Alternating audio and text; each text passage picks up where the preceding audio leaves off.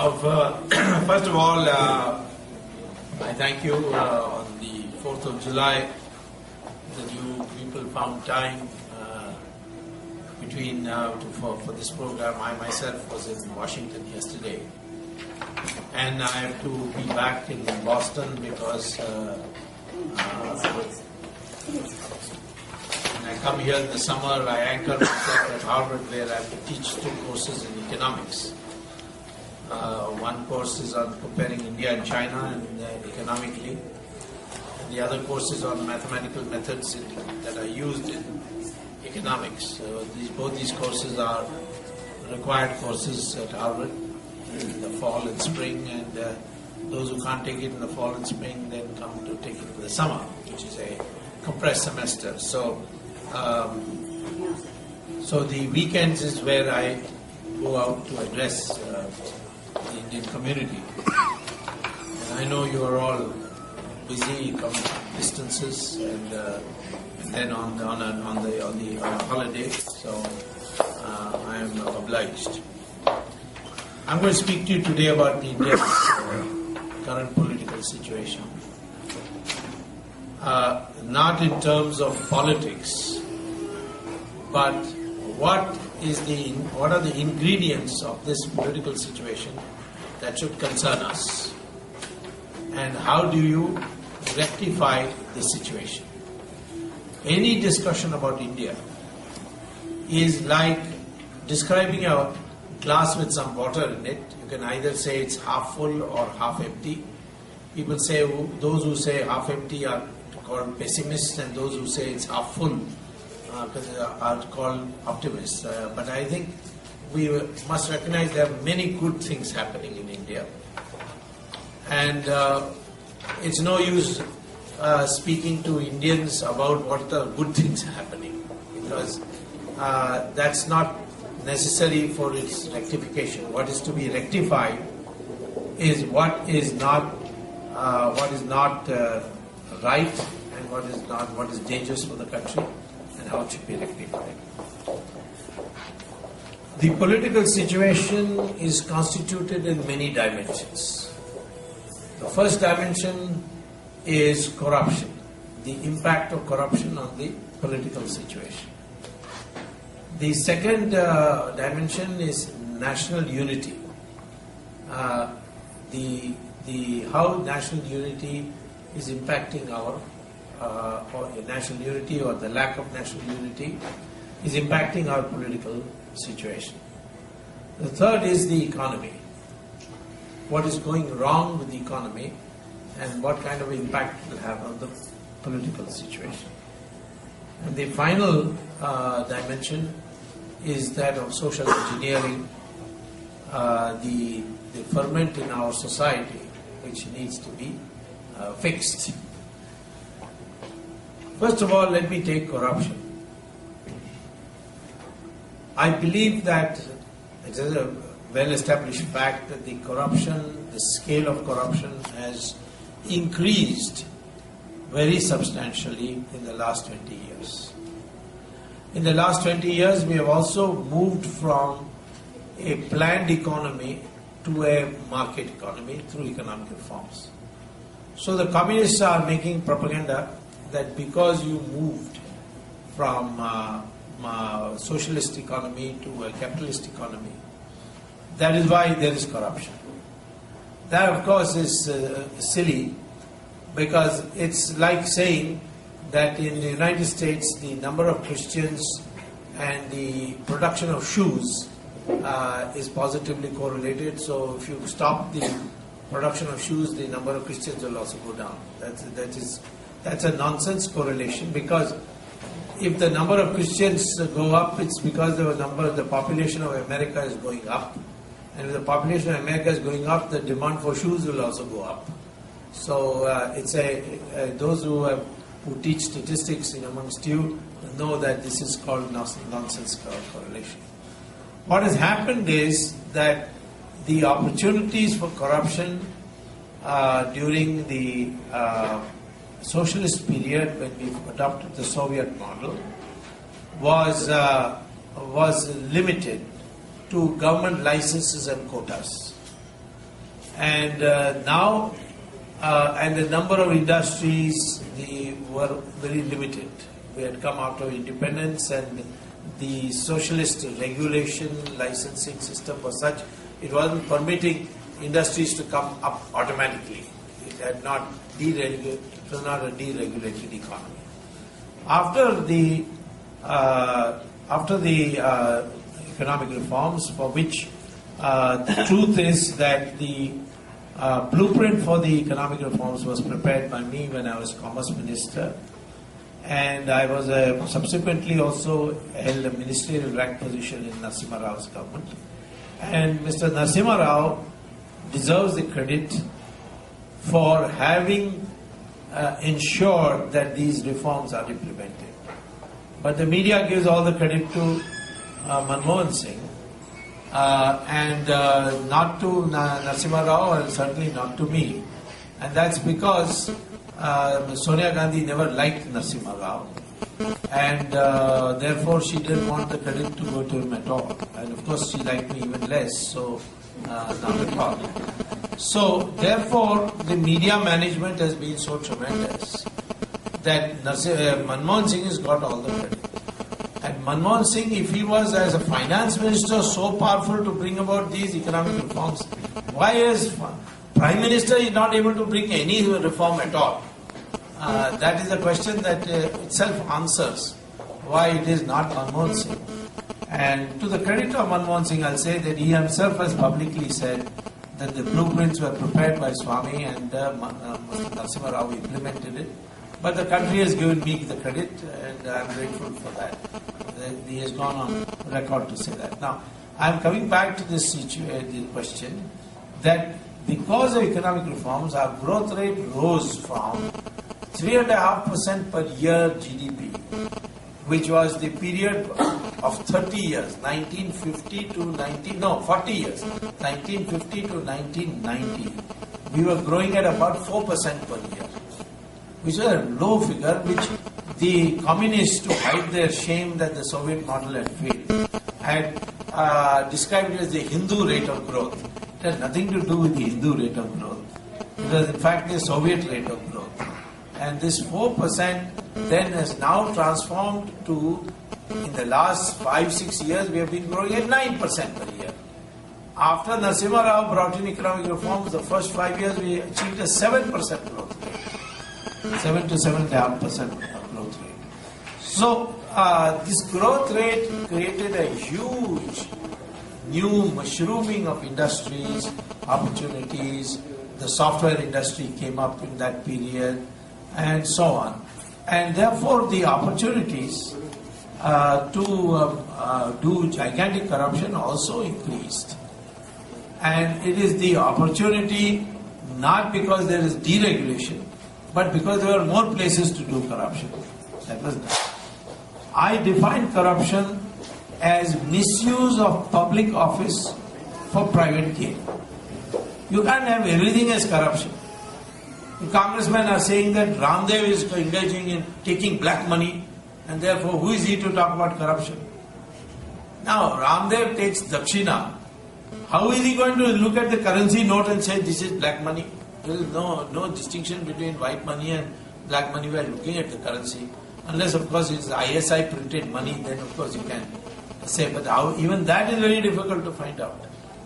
Taxi, and I pay the taxi driver in cash. Is the taxi driver also corrupt because he took my money?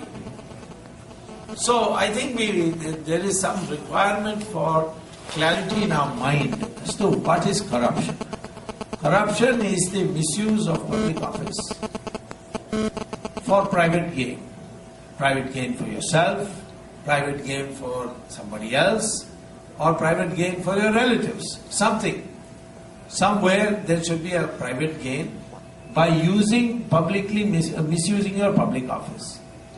And when you misuse your public office, you are making a decision which is below the merit.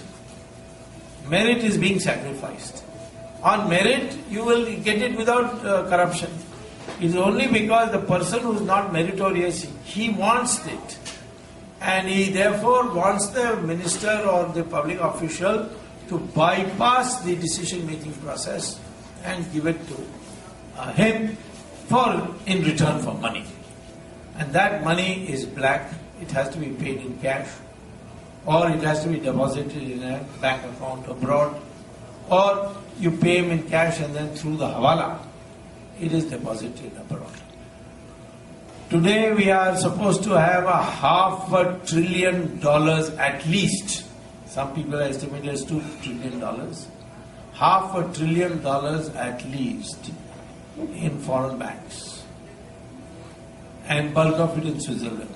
Switzerland has officially declared that the biggest holders of secret bank accounts, or what is called as numbered bank accounts, are Indians. And I had a student at Harvard who became a chairman of one of the banks. I won't name the bank and identify him. But he told me that if Indians didn't open accounts in Switzerland, then we will become bankrupt. So I said, how? He said, because these Indians are so insecure that they don't even mention the beneficiary very often. And so when they die, that account becomes ours. And we have got billions of dollars of unclaimed accounts. And we have a rule that if for 7 years you don't claim an account, then it becomes ours. So India is supposed to be a poor country. And you find that all this money is being deposited abroad. So that is what Ramdev and Anna Hazare to some extent have been demanding, that money should come back. And there is a way to bring it back. And that is, the government should issue a law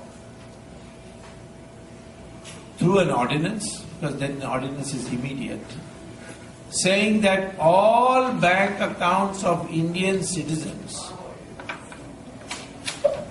which are in foreign banks abroad in numbered accounts, they are henceforth nationalized. Under the new UN Security Council resolution and laws passed by several countries including Switzerland, that is permitted.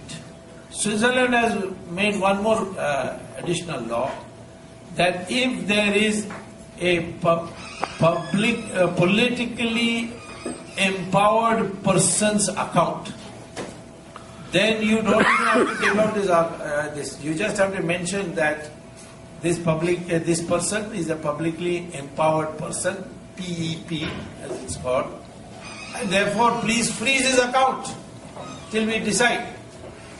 Even when you take out the ordinance, you can put in a rider that if anybody innocently has legitimately, legally opened an account and legally deposited money, then we will return that account, provided he proves that all the deposits in that account are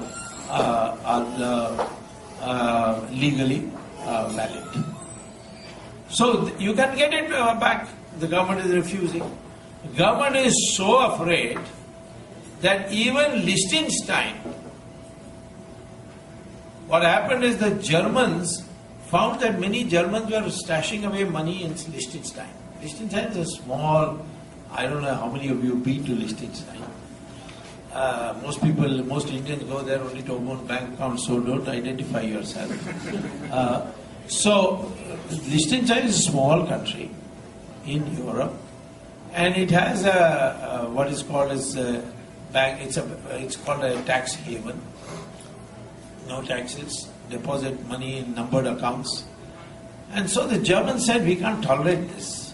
So what they did, the German intelligence service, they went and bribed a very senior official of the bank and said, we'll give you $15 million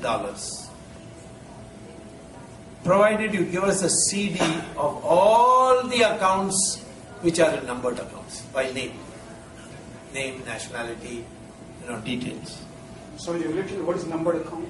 Numbered account is that your name doesn't come in the picture. Name comes in the document which the bank keeps. But when you operate it, you don't give your name. You just give the number and the password. That's called a numbered account. So the Germans bribed a senior official and got the CD. Then they downloaded the CD and they found that many countries' nationals had accounts there.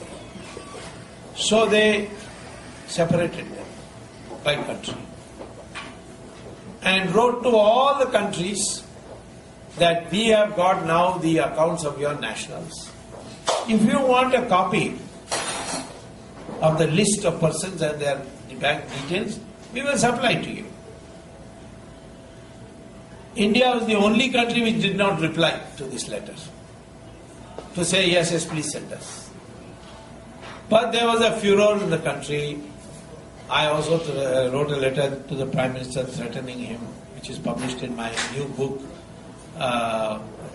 called Corruption and Corporate Governance in India. And I threatened him saying that, I'll have to go to court. Now already the Prime Minister had been humiliated and brutalized by my case on 2G, where he was asked to file an affidavit, which in the history of the world, never a Prime Minister has been asked to file an affidavit. That means, the Prime Minister's not prima facie being believed by the court when he says that he replied to all my letters. We had not replied to all my letters. In fact, he replied to none of my letters on Raja. But anyway, the Prime Minister then wrote a letter and the names were sent. 16 names were sent. Then we asked them to make it public because these are criminals. The government refused. So a court case was filed by Lingdo and quite a few people, and amongst them one of the people who signed was Jethmalani. I refused to sign because if Jethmalani is there, I don't know when he will make a deal and buzz off. So I refused to sign to be a petitioner. But there were 8-9 people. Newspapers only highlight the name of Jethmalani. But and Jethmalani, by the way, was with Sonia Gandhi for about 3 years. He was a nominee as a Rajya Sabha member. I think he has been to more parties been a member of more parties than anybody, and his name belongs properly in the Guinness Book. Give us the names. The Pranab Mukherjee told a lie, some double taxation, all rubbish. This has got nothing to do with Liechtenstein and India. This is a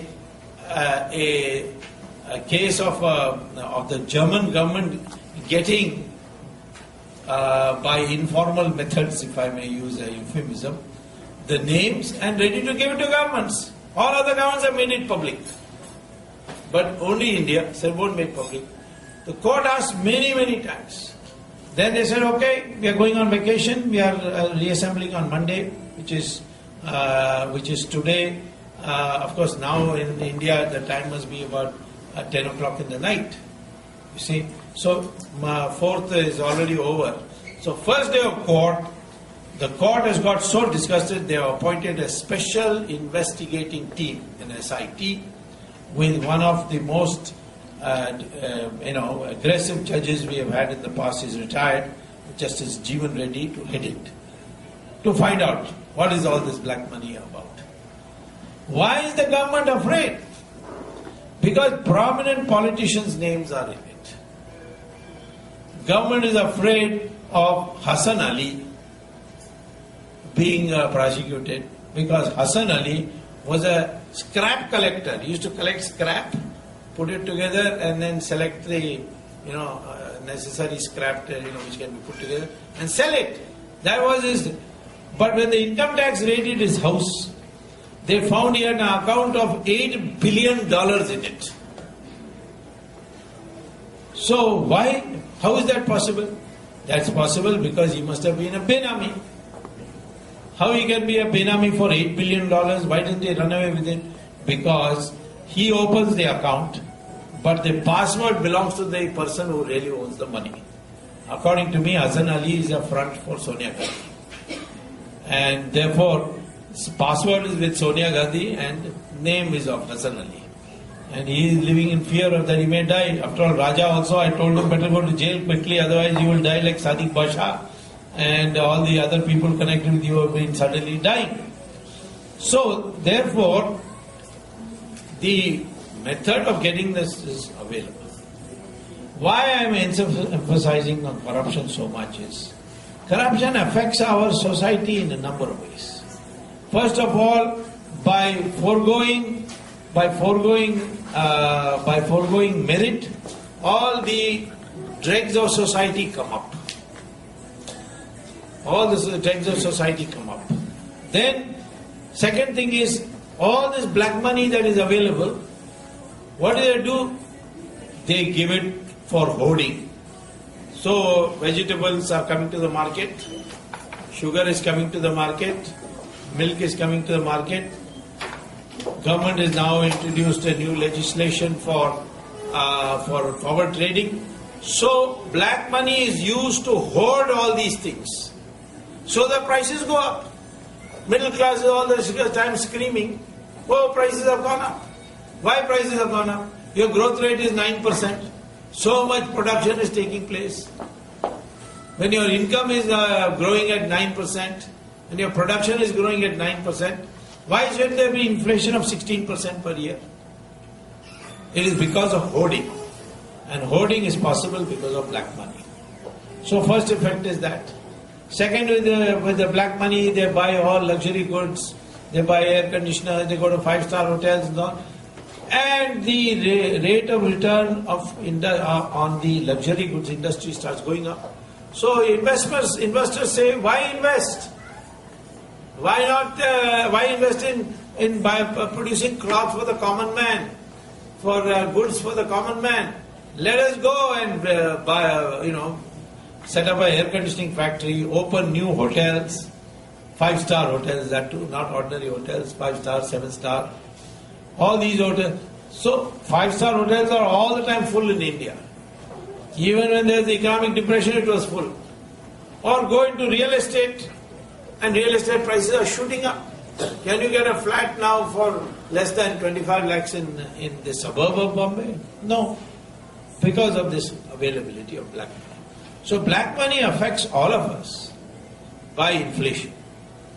Then this black money, some of it is, a good part of it, about 30-40% of the black money, is deposited in foreign countries. How? By hawala.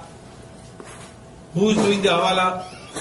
Unfortunately, mostly those who are doing it are Muslims. And these Muslims have connections with ISI, because ISI will not allow you to function unless you give them a cut.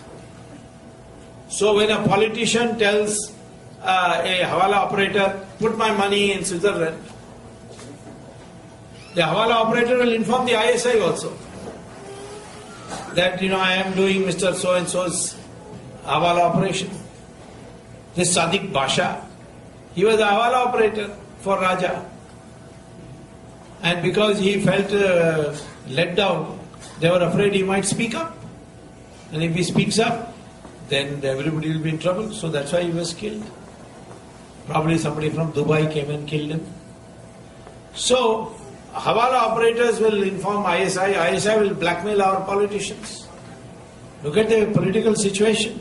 We have politicians being blackmailed by ISI. We can defeat Pakistan on the Maidan, but we will lose it on the table because of this blackmail. So this is another impact of corruption. Then Chidambaram once and Sonia Gandhi had a conversation which somebody reported to me, in which Sonia Gandhi said, we put all this money in Switzerland and Switzerland doesn't give us interest on the deposit, because Switzerland's rule is that you pay a service charge if you want to put your money in a numbered account. So you have to put the money there and pay Switzerland service charge. So that money is going on contracting because the service charge is eating into what you have put in. So they invented something called participatory note. No newspaper dare publish anything about participatory note. because the government will then take it out on the owner, maybe have an income tax rate or something. What is this participatory note? You take cash to US Fidelity Investment, or you take cash to Morgan Stanley and put it there on their counter and say, please give me a participatory note. There is no participatory note in use anywhere in the world except India. So they'll give you a piece of paper with the amount written only. No serial number, nothing. But of course it will be in a fancy piece of paper. And you take that paper and go to India and give it to an investment broker and say, buy stocks. He will buy the stocks because the demand for stocks is going up with the infusion of money from abroad. Therefore, the stock market goes up. Then he says, sell. After he sells, he gets the money in rupees. And then you go to the Reserve Bank and show that I gave participatory note. So whatever money I earned has to be given to me in dollars. Chidambaram has passed a law saying that any proceeds of transactions out of participatory notes will be convertible immediately to dollars. So take the dollars and go out. And again buy a participatory note. What about capital gains tax? Well, for that also Mr. Chidambaram thought of some new way. He said that if you go to Mauritius and set up a $1 paid up capital company and bring that company to invest in India, then whatever capital gains is there will not be taxed. You and I will pay 25%. But Mauritius company will pay 0. Today, if you look at the statistics, the country which is providing the largest amount of foreign investment in India is Mauritius, more than United States and Europe, and Japan. Now tell me why Mauritius should be number one? I don't know how many of you have been to Mauritius. There's nothing there except beaches. How is it possible for Mauritius, a country which can't even afford building proper infrastructure in their own country, provide so much money to India for foreign investment? It's all Indian money going, it's called round tripping, coming there for this purpose. So the stock market today is out of control. Anytime it will go up, anytime it will come crashing down. And the middle class is losing money. So these are the multivariate effects of corruption. And corruption is also now leading to a situation where foreigners are coming to get control of our country. Take what happened in 2G spectrum. Became applicants for spectrum license. Raja manipulated with Chidambaram for them to get the license by using some first come first serve, all that. Raja also said, along with Chidambaram, both have signed, that the price which will be charged for the spectrum will be 2001 price. When the price in 2008 when the license was given was 10 times that. Because in 2001 how many mobile phones we had? 4 crores. How many mobile phones we have in 2008? 70 crores. So it's a very profitable market. So therefore people are ready to pay more. They were ready to pay 10 times more. But Chidambaram and Raja decided that only this 2001 price will be charged. So these two companies bought 2001 price. Then what did they do? They said we don't have telecom towers, we don't have anything. So let's sell the license. So they sold it to Etisalat. Swan sold it to Etisalat in Dubai. And Unitech, another real estate company, sold it to Telenor. But there is a Home Ministry advisory that Etisalat is an ISI front company. And its India managing director, Shahid Balwas, who is now in jail, he is Dawood Ibrahim's man. So therefore it will help Pakistani agents to come to India in the name of building towers. Can't allow it. So, similarly Telenor, They say they buy equipment from Chinese military, and that equipment can be also used for cyber warfare. And if there is a fight between India and China, all our computers will go top. So, therefore, we have a situation where national security is being sacrificed. Of course, Etisalat and Telenor paid these two companies 8 times what they paid the government of India. And therefore the loss is estimated at 1,76,000 crores, which has 11 zeros. So many zeros nobody has ever seen before. And out of that, 60,000 crores was paid by bribe, of which Raja got only 5,000 crores. Chidambaram got another 5,000 crores. The remaining 50,000, Sonia Gandhi and her sister got 36,000 crores. And 15,000 crores went to Karunanidhi. 60% of 60,000 crores is 36,000 crores went to Sonia Gandhi. So Raja, of course, got only 5,000, but 5,000 crores is not a joke, no. In fact, Raja used to come to DMK headquarters in Chennai 15 years ago on a cycle. Now, of course, now he's in jail. So, but when he was minister and had got all this bribe, his clothes had changed. They were all brought from Paris and all that. And he was going around in BMWs and buying houses left and right. So, this corruption was done because they were agreeing, they manipulated to give to 2 unqualified companies. Those 2 unqualified companies sold to foreign companies whom the Home Ministry said that these 2 companies should not be allowed into India. And yet Chidambaram told Raja, no, you can do it. Because Chidambaram was going to get 5,000 crores also. So national security is being sacrificed. I have filed a petition in Supreme Court saying cancel all the licenses. Court heard me and they have reserved judgment. Now court is again assembling on 6th on my case. I don't know whether they'll give the judgment or not. But now Raja is in, Kanimuri is in, lots of business executives are in. Soon Chidambaram will also go in. Then if Raja is in, then Rani must also go. So there is a Rani in Delhi who has to go. So sooner or later we'll get her also. But we have to get her, otherwise look at this. There is total breakdown today. There is no patriotism left. We are being taken over by foreigners, foreign companies, because some politicians want a bribe. It's not anymore my giving money to another politician and politician wanting it for elections. It is now, anything can go in Tamil Nadu election. Much of the money that was given by Arigiri in Madurai were ISI printed notes. They were not, how anyone is going to be able to detect it? Supposing tomorrow I give you a 1,000 rupee note, how will you be able to know whether it is printed by ISI or printed by our government mint?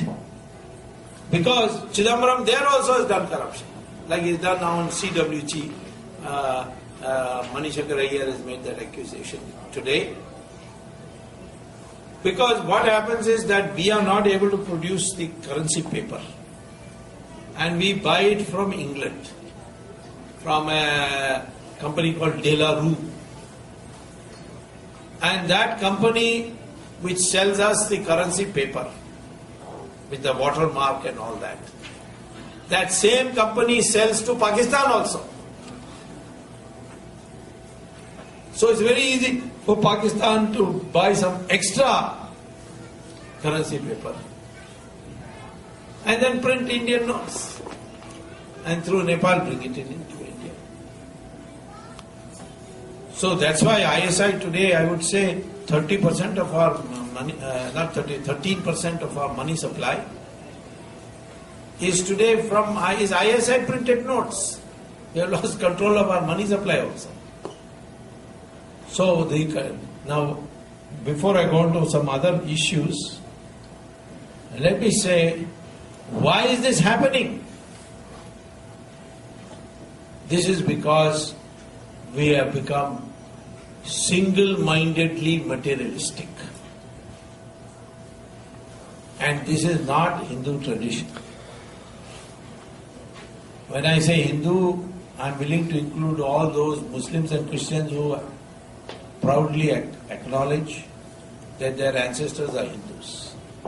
And their ancestors are Hindus because DNA testing has been done on all Indians. And now research analysis shows that we all Indians are of the same DNA. We may be of different color, but that is because of pigmentation. Michael Jackson, you see, was a black African, Afro-American. One day went to the plastic surgeon and said, take out my pigmentation. And he became a white man. So color of skin got nothing to do with race. Race is determined by DNA. And DNA, we are all the same. So I say to you that we are learning and sacrifice are the highest values in society.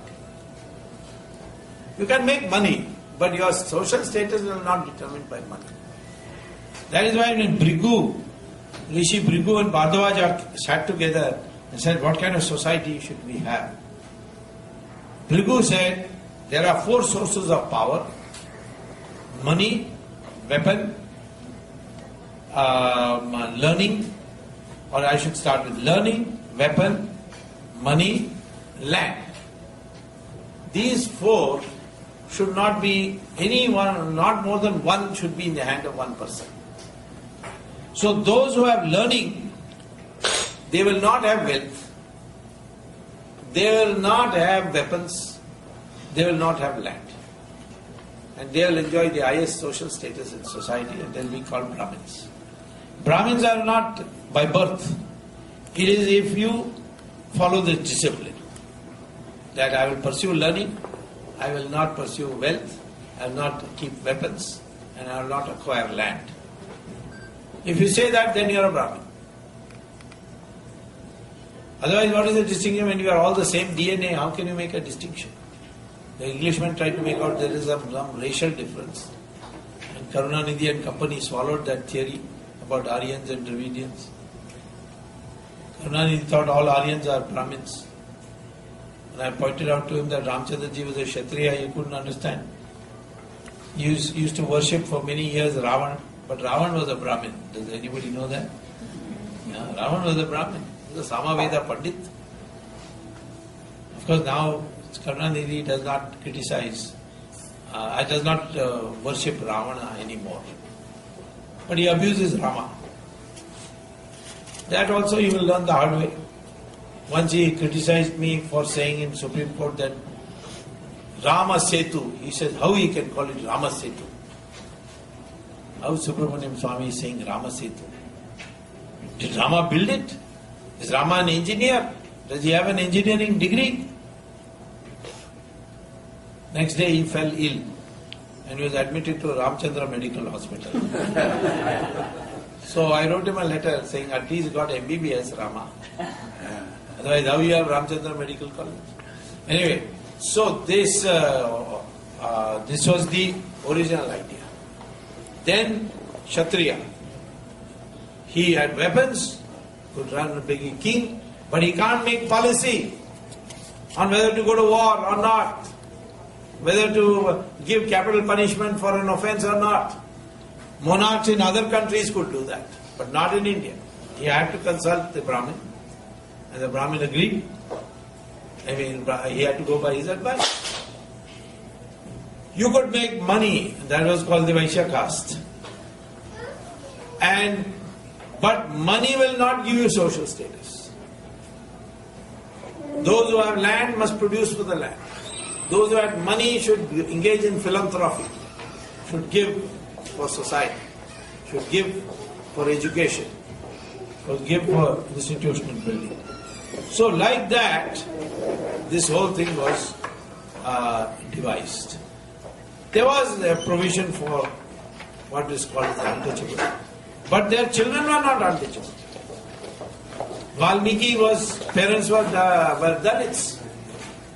But Valmiki was a Maharishi. Vedavyasa's mother was a fisherwoman. Kalidasa's was a hunter.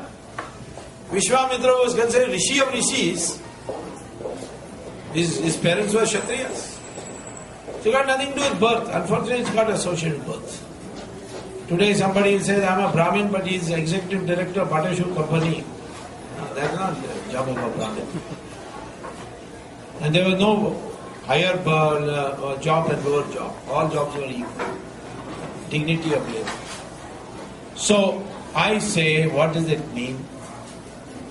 This thought first occurred to me when I came here as a student to get a PhD at Harvard. My classmate asked me, how can you Indians accept Mahatma Gandhi as your leader? I said, why? Americans will not accept such a leader. He said, Americans? If Mahatma Gandhi was an American, we would have put him in jail for indecent exposure. Why? Since he is only wearing one cloth, how he can be leader? In our country, a leader has to be got suit, boot and all that. And he must be very well dressed, otherwise he will not be leader. Then the thought occurred to me, yes, millions are following Mahatma Gandhi, but he has got only one langoti. That is Sanatana Dharma. A man who gives up all these material wants, material trappings of wealth and so on, property, he is venerated. That we have losing. So materialism has come. Now in Indian society, who has the biggest wedding? He has the most social status. I don't know, in America also NRIs are like that. Big weddings. Throw money. And they will say, oh, Ari, you know what a lucky fellow. He came as a coolie. And now he is a crorepati. So that became social status. And when money becomes... like a telephone call. Please come and tell us about how to have mental peace. So this is the main strength. The other problems are all a consequence of corruption. Today, we are disrupting our social system by insisting reservations for all and some. I was told by one of you that St. Stephen's College, which is been long established and gets very sizable government grants, that although the population of Christians is only 3%, 60% of the admissions are reserved for Christians. And a Hindu boy went with 90% marks, could not get in, but a Christian boy with 70% got in. So the pressure is growing on him. The boy is saying, I will convert to Christianity and join St. Stephen's. In Kerala, unfortunately, for them I stopped it. There was a proposal brought in that there will be Islamic banks which will give loans at zero interest. I knew that such a bank is a trick. How can you give zero interest and make the bank function? There must be some other way by which you are getting the money. And there is a way. But it's against our secularism. What do you mean by Islamic bank? The Reserve Bank Act is there, which prescribes what are the minimum conditions. That includes charging interest. This is part of our law. But the idea was that the Islamic bank will be set up, and if some Muslim boy goes and asks for a loan, he'll get a loan without interest. But Hindu boy goes, they will say this technicality, that technicality. But privately they will telephone him and tell him, if you become Muslim, we'll give you a loan. There's so much unemployment in Kerala. And Hindus now only 52% there. The pressure is enormous to convert. So this social engineering is being upset by that, and then they want to bring reservations for Muslims and Christians. Why? Because they are poor. But are Brahmins not poor? Are Kshatriyas not poor? In my opinion, anybody who has been ruling class in India, if he is poor, he should get scholarship, he should get tuition, but he should not get reservation. Muslims and Christians have been ruling classes, one for 800 years and the other for 200 years. How they can get reservation? So all these things put together, we have to now seriously consider what is going to happen to our country.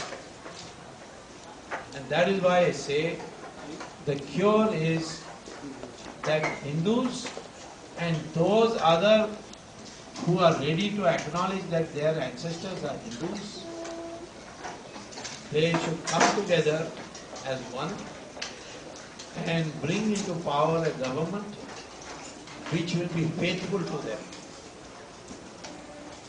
And therefore, the main problem of the country is corruption, which has destabilized our political system completely.